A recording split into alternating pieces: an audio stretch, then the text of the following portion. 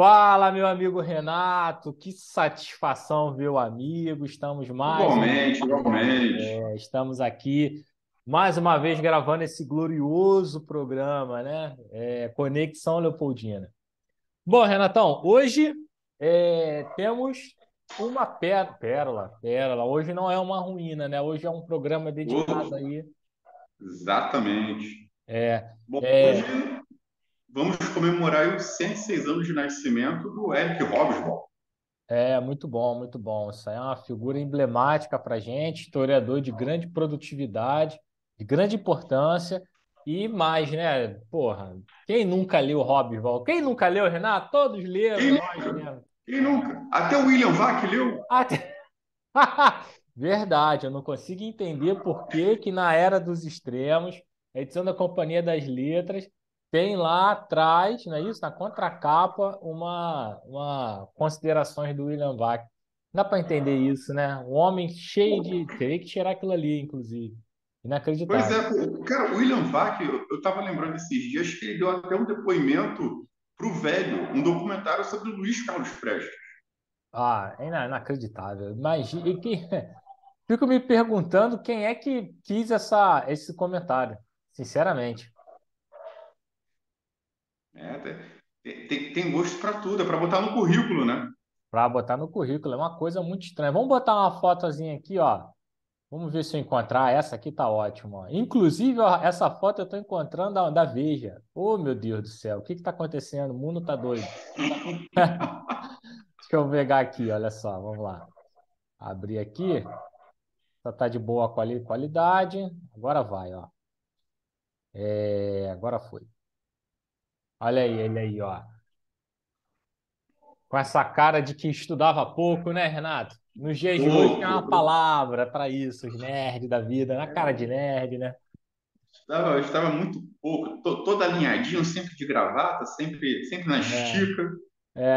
eu acho que ele gostava de uma boa noitada. Eu acho que ele era bem habituado aí É, a sair à noite. Eu achava uma maravilhoso. noitada regada a chá de gengibre, debates marxistas. Isso era a noitada dele. Provavelmente aquele whiskinho, entendeu? Liga aquela Ele, vitrola jazz, ouvindo jazz. É maravilhoso.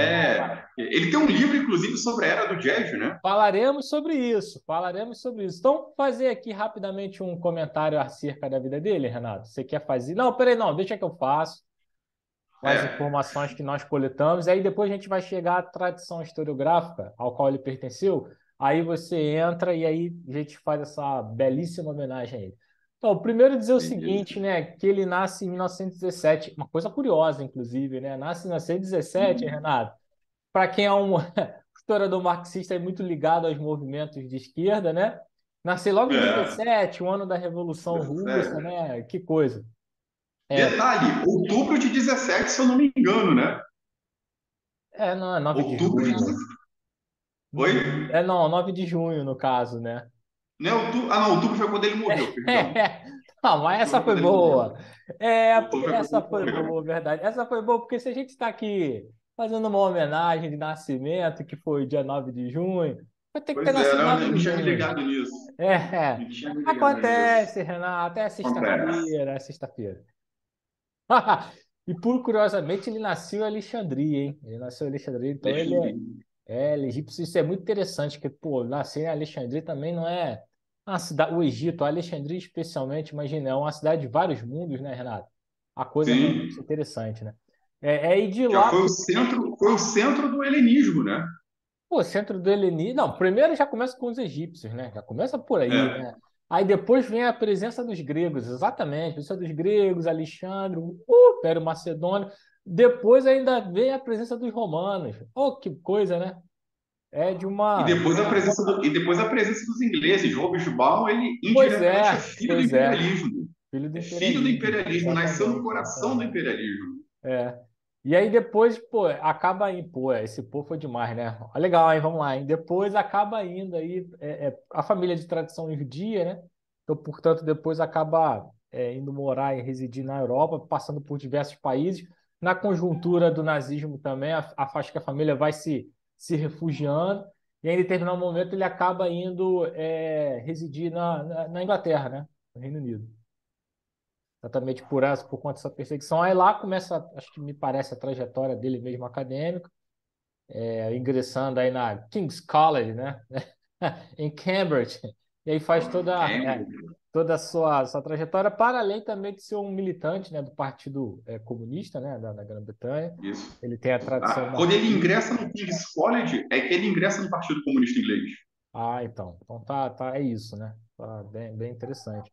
E aí vai marcar também o Hobsbawm, né? Isso também é curioso, né, Renata? É porque não querem falar. Mas perceba, nossa geração, eu, você, nosso amigo Godinho, a geração que é muito parecida com essa que a gente vai começar a falar agora ali, né? Que está capitaneada em torno da chamada New Left, né? Lá para a revista New Left, tá, inclusive. Bom, enfim, quer falar um pouco sobre isso, né? Sobre essa tradição historiográfica do Hobsbawm. Depois a gente pode passar aqui e falar um pouquinho sobre as obras também dele, né? Acho que é bem Isso. interessante. Então fica à vontade, meu amigo. O Hobsbawm, até o final da vida dele, ele sempre se manteve muito ligado e muito crente a uma tradição marxista. Ele é contemporâneo lá do Edward Palmer Thompson, né, nosso patrono, Pô, é do nosso Christopher patrono. Hill, Sim, sim, sim. do Christopher Hill. Ele conviveu com outros nomes de outras historiografias, como o caso dos franceses também, né, foi contemporâneo ali, por exemplo, do Le Goff, em alguma medida do Sim, Chartier também, sim, ele estava inserido dentro desse ambiente cultural na qual rivalizavam muito, seja direto ou indiretamente, sim, sim. ingleses e E franceses. franceses, Franceses franceses. franceses com aquela pegada mais estruturalista, pós-estruturalista, os ingleses com novas miradas sobre o que constitui o fato histórico e, obviamente, aquele pessoal da nova esquerda que estava ligado a leituras mais marxistas. E Sim, o sim, sim. Hobsbawm, até o final da vida dele, ele vai permanecer ali crente e fiel aos ideais marxistas. Em determinado momento, ele, o Thompson e mais uma série de intelectuais ingleses, eles vão romper com determinada ortodoxia Claro, claro. do marxismo Marx. inglês, né? Aquela visão clássica de estrutura, superestrutura, vai ser reformulada principalmente pelo Thompson, né? Sim, A formação da classe operária inglesa vai mexer um pouco com essa percepção, e o Hobsbawm vai dedicar uma vida a mostrar, a ilustrar e a discutir as importâncias do materialismo histórico para a história e para a historiografia. Tanto é que no livro dele, sobre história, que é uma reunião de ensaios que nós recomendamos aqui, ele tem capítulos muito interessantes que, embora o título possa parecer apologético, militante, esse aí mesmo, ele discute muito sobre o quanto o marxismo contribuiu, direto ou indiretamente, para toda uma formação de intelectuais ali no pós-Segunda Guerra Mundial. E ele era sim, um sim. defensor dessa visão de mundo, e é essa visão de mundo que ele acaba incorporando aos trabalhos dele, sejam os mais factuais, sejam aos mais teóricos. Sim, sim. Não, é importantíssimo realmente essa guinada severa. Daqui, por curiosidade, o que eu queria trazer para a gente compartilhar aqui com nossos caros telespectadores, eu tive a curiosidade, Renato, enquanto eu separava aqui enfim, material para hoje, as imagens, né? Aí eu entrei aqui rapidamente na página da revista, né? Da New Left, né? Review.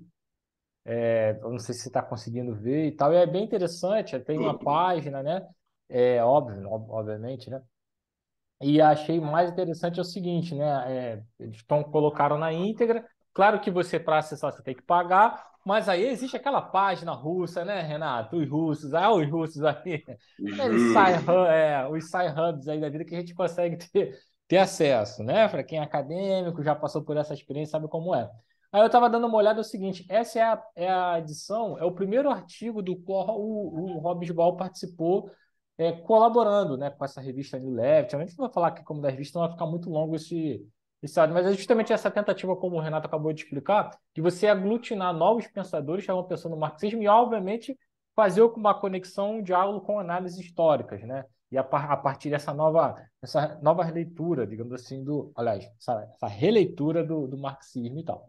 Então, surgida na década de 60, e aí é bem interessante, ó, o primeiro ensaio que ele vai participar ensaio não, né? Artigo, é justamente de julho a agosto, né? Edição de julho a agosto, edição número 10, né? Ano um, ano 2 na verdade, é de 1961.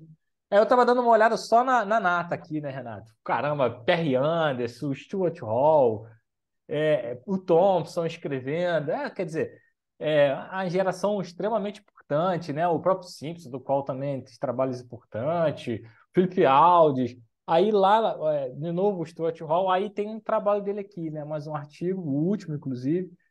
E aí ele escreveu, não tem como acessar, porque realmente vai estar fechado, mas eu queria pelo menos trazer aqui, eu estava na revista para quem tem interesse, está disponível online, né? Você consegue fazer o acesso aos artigos, isso aí para quem quiser. Mas aqui é a primeira edição da qual o Hobsbawm participou. Bom, aí fora isso são os trabalhos avulsos, né? Vamos aos trabalhos avulsos aqui para ver o que a gente consegue compartilhar. Antes disso, né, ainda voltando sobre essa questão biográfica, lembrar que recentemente o Richard Evans, né, que pô, também Sim. é uma publicação enorme, né, sobre várias coisas, grande historiador de guerras e tal, nazismo, acaba publicando uma biografia do Hobsbawm, do qual eu não li. Do qual eu não li, eu acho que também o amigo também não leu, né, Renatão? Acho que não. Com o atual preço, não tem como ler. Não tem como ler. É claro que a gente. Bom, eu não posso falar isso, que eu já fui aqui recriminado. Não, recriminado, já fui aqui ajustado. Também uma invertida do amigo, né? Para não falar que existe disponível em PDF e tal. Mas também é um trabalho interessante. Mas vamos falar de algumas obras aqui, Renato. Rememorando aqui, ó, fazer uma musiquinha. Rememorando aqui as principais obras. Bom, acho que o maior clássico talvez seja As Três Eras, né? As quatro, Sim, na as verdade. 4 eras. Quer falar um pouquinho sobre elas? Bom, assim, eu tenho um depoimento particular. A Fica à primeira vontade. vez que eu ouvi falar em Eric Hobsbawm, eu estava no oitavo ano, né? Antigo oitavo ano, que agora seria mais ou menos, acho que equivalente ao sétimo ano, né? Então, na época que eu estudava não tinha nono ano, era só até o Eu oitavo também. ano, né? Eu também, é verdade. Então, a primeira vez que eu ouvi falar em Eric Hobsbawm foi no oitavo ano, que um professor levou um enxerto da Era dos Extremos Um para a adendo, escola. Renato. Esse comentário sobre as séries, isso entrega a idade, rapaz. Isso entrega muita Pois é, idade. pois é, Seguimos em frente. entrega. É, Acabei de entregar a minha, mas tudo bem, deixa é. quieto. A minha também. Vamos nessa. A nossa, né? A gente é É, contemporâneo. exato, exatamente. A primeira vez que eu ouvi falar foi justamente nessa aula de história que o professor levou um trecho de um texto dele, né, do Era dos Extremos. Ele tinha levado o livro, aí tinha pedido para ler o livro e tal. E naquela época, minha mãe trabalhava num lugar que o pessoal assinava o Globo. Ela sempre levava o Globo para casa. E na época, no caderno literário do Globo, você tinha a lista dos livros mais vendidos. E o livro do Hobsbawm estava lá nessa lista. Caramba, que Eu acho que legal. provavelmente o Hobsbawm foi o historiador que teve um livro mais tempo numa lista de mais vendidos, onde você tinha aí Sim, literatura, antes de se chamar coach, se chamava autoajuda, né? sim, Aí no meio você tinha lá os grandes clássicos da literatura, você tinha os best-sellers do momento, tipo os Código da Vinci da vida, e lá no meio você tinha essa figura que era o Eric Hobsbawm, sim, sim. desconhecido do grande público, mas muito conhecido dos historiadores. Eu mesmo conheci muita gente que não é da história e acabou adquirindo depois a Era dos Extremos. Sim, sim, Até é verdade. porque tinha-se a crença de que, como livro desse tamanho, eu vou aprender tudo de história. Não é bem assim que a banda toca. O autor É, podia saber, mas ler o autor não vai te fazer profundo conhecedor da história. sim, Mas, para quem não é do métier, conseguir ler a Era dos Extremos, conseguir assimilar uma coisa, não deixa de ser uma experiência interessante. é, E aí depois eu fui descobrir justamente que fazia parte de poderia chamar de uma quadrilogia. Né? A sim, gente tem claro, aí claro. a Era das Revoluções, que pega o período até as revoluções de veludo na Europa, que pega aquele período ali do final do 18 e 19, onde começa a se formar um mundo que vai ser destruído no século 20, mas que Sim, vai reverberar pelo menos até os anos 90. Você tem o segundo, que é a Era do Capital, que é justamente o quê? A consolidação do do capitalismo capitalismo, né? comercial, A o auge burguesia. da Revolução Inglesa, e uma parte do imperialismo, e depois você tem a Era dos Impérios, onde ele vai desdobrar o tema do imperialismo, a expansão do capitalismo, e vai falar justamente o quê? Da formação dos impérios centrais. Ou sim, seja, ele prepara todo o ambiente para a Era dos Extremos, que é justamente o livro que vai tratar das catástrofes, das crises, dos facelamentos das utopias e da perplexidade que marcou o século XX. Quando ele dá para o livro dele o subtítulo de Uma Breve História do Século XX, ele está falando o quê? Desses momentos extremados do século XX, né? De todas essas catástrofes que, de certa forma, estão no centro da construção do mundo como a gente começou a conhecer a partir dos anos 90. Então, para é, você ver, ele pega todo um périplo lá do século XVIII, do final do XVIII, até pelo menos perto do início dos anos 90. Ou seja, ele está recontando ali uma história, pelo menos uma parte de uma história que diz respeito ao Ocidente e que ajuda a explicar aquele mundo pós-Segunda Guerra. sim, E aí a sim. gente percebe que o quê? O século Espera aí que nos deu uma... Tivemos um leve problema aqui. Deixa eu parar.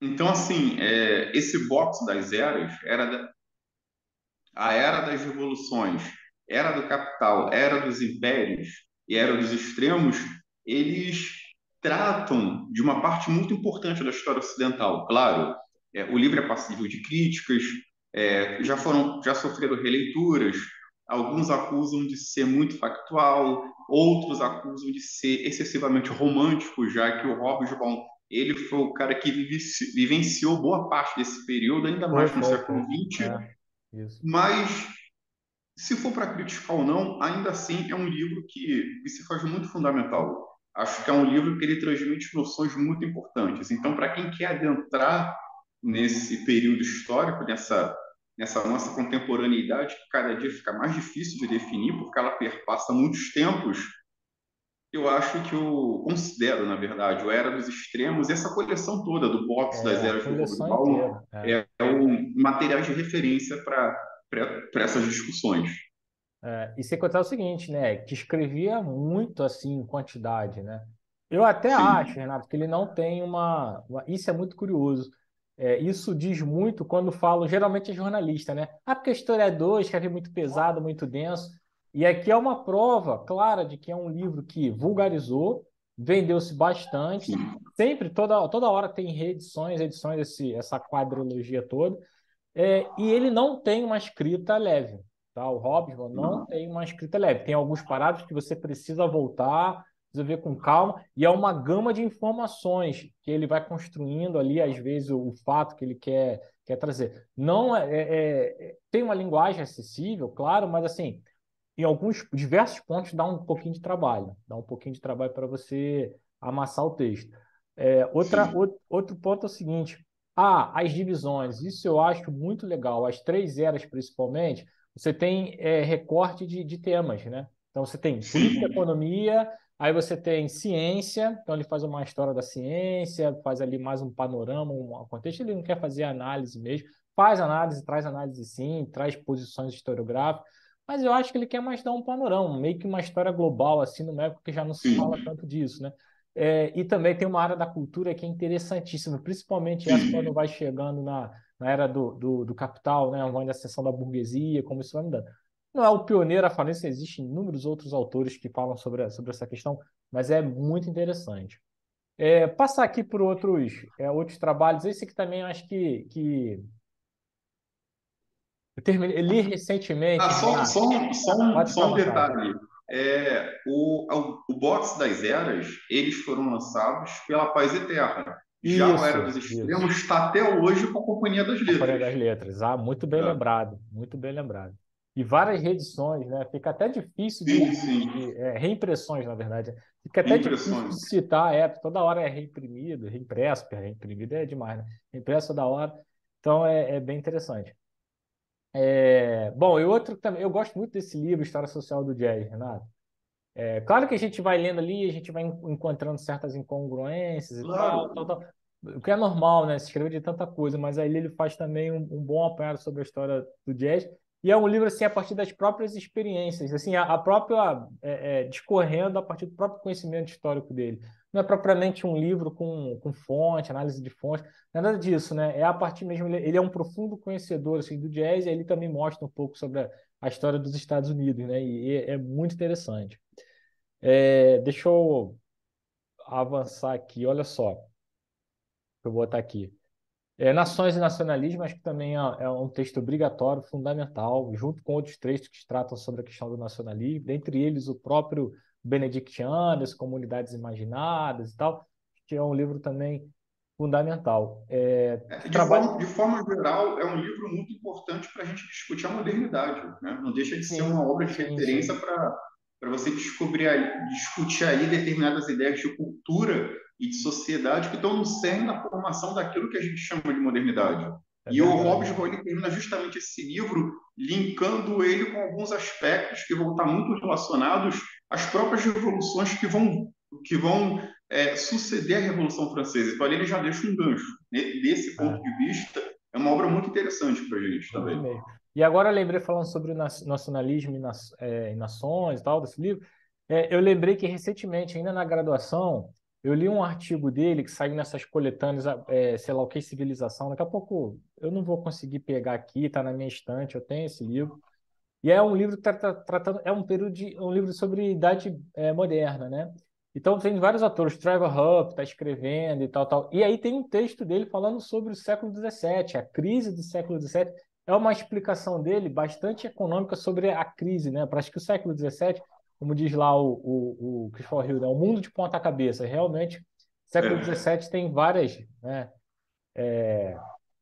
Vários acontecimentos, várias crises, é uma questão de mudança, a era cultural, a reforma protestante está já num segundo estágio, digamos assim, então está num processo de mudanças internas e também a própria Inglaterra também, as voltas lá com as revoluções internas, Cromwell, então, então realmente é um período extremamente complicado. Então eu fiquei muito surpreso, porque eu peguei, geralmente a gente conhece como um historiador de contemporânea, né? Desse período, é, né, do século da Revolução para frente. Então, pegar um cara fazendo uma análise uma análise densa, com fonte, completamente diferente, é um texto bastante acadêmico, não é mais um texto geralzão.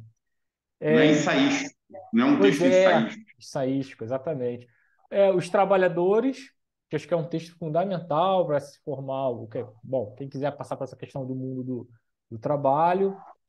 E aí, bom, e aí vem esse livro, não, esse aqui que eu queria deixar um comentário. Eu não sei se você conhece, você já leu, Renato. Rebeldes Não, Primitivos. Pois até tem, mas ainda não peguei para ler, cara. é um livro da década de 60, né? Então, assim, se eu não me engano, esse talvez seja o livro que mais criticado a partir das pessoas que vão estudar, por exemplo, os movimentos anarquistas, né? Porque ele faz uma leitura. Quem sabe faz ao vivo, Renato. Quem sabe faz Esbarrou ao aí. vivo. Dá uma pausada aí, Bené. Dou a pausada aqui, pera aí só um instantinho. Então, retomando, após esse momento de caos revolucionário que ocorreu, Carro a revolucionário, virada me de empolguei. mesa, essa virada de mesa literal que o Renato deu. Então, esse talvez seja o livro aí que mais criticado em relação bom, por parte de quem estuda a história do anarquismo, porque de fato o Hobsbawm ele é muito cruel em relação aos anarquistas, né? Ele faz um apanhado ali das experiências enfim, alguns movimentos anárquicos na Europa, principalmente, e aí ele vai sempre considerá-los como algo primitivo, meio que desorganizado, beirando a violência, que não teriam capacidade, que são geralmente espontaneístas, se dão mais por uma necessidade ali, econômica do que uma organização. Enfim, então, ligados também à violência e que, de certo modo, sempre vão resultar num efeito negativo, nunca vão prosperar. Né? E aí é como meio que uma ideia. Não, estou exagerando aqui, estou fazendo uma caricatura, é verdade. Mas dá uma sensação assim, meio que de etapas, não é de fato a classe operária constituída, amadurecida, envoltos e imbuídos do marxismo, entendeu, Renato? Isso. Não é a galera pronta para assaltar o Palácio de Inverno do Czar, né? Exatamente. É quase mais ou Mas menos assim, isso. eu não sou um Mas profundo conhecedor da história do anarquismo, mas pelo que eu já li dos ingleses, nenhum deles parece muito condescendente com o anarquismo, de certa forma. Thompson, talvez, né? O Thompson, ele É, tem. O Thompson talvez seja um dos que abra essa.